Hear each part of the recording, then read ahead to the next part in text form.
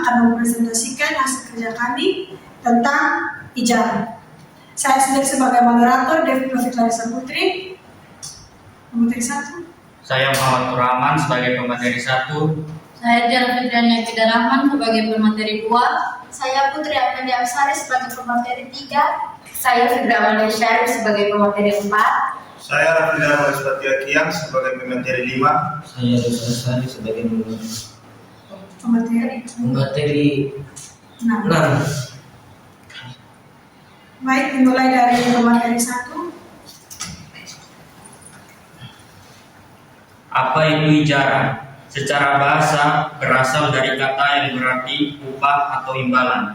Secara istilah syariah, akad pemindahan hak guna atau manfaat atas suatu barang atau jasa dalam jangka waktu yang tertentu.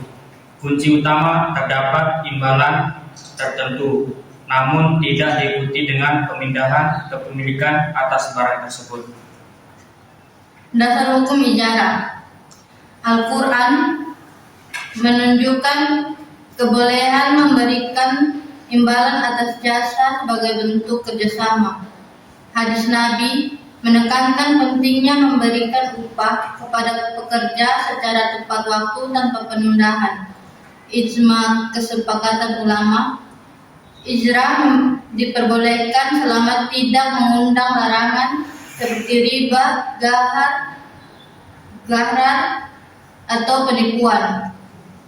Kias, dianalogika sebagai jual beli manfaat, bukan jual beli barang fisik. Rukun ijarah. Yang pertama, pihak yang berakad atau harus berakal balik saling ridho. Yang kedua, objek ijarah berupa manfaat yang jelas. Yang ketiga, adanya upah atau imbalan yang jelas sejak awal. Selanjutnya, syarat ijarah. Syarat ijarah.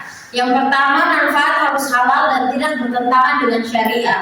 Yang kedua, barang dalam kondisi layak pakai. Dan yang ketiga, tidak ada unsur penipuan dan informasi disampaikan secara jujur.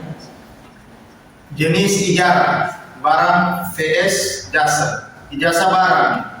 Yang pertama, objek berupa benda fisik, contoh sewa rumah, kendaraan. Yang kedua, manfaat nyata dan risiko berpusat pada kerusakan barang. Yang ketiga, tanggung jawab penyewa adalah menjaga kondisi barang.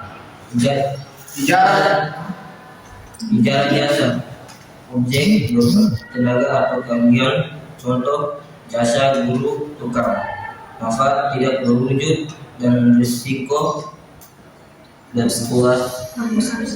berpusat pada kualitas pekerjaan. Tanggung jawab utama adalah memberikan hasil kerja yang sesuai kesepakatan. Kesimpulannya ialah solusi ekonomi Islam yang fleksibel untuk memenuhan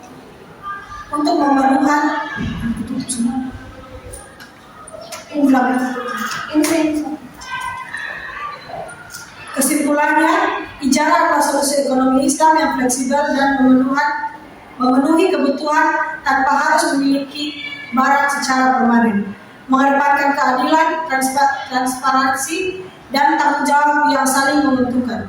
Sangat relevan di era modern, baik untuk kebutuhan sehari-hari, layanan digital, maupun pembiayaan di perbankan syariah. Baik, sekian dari kelompok kami. Terima kasih. Baik, sekian dari kelompok kami. Wassalamualaikum warahmatullahi wabarakatuh.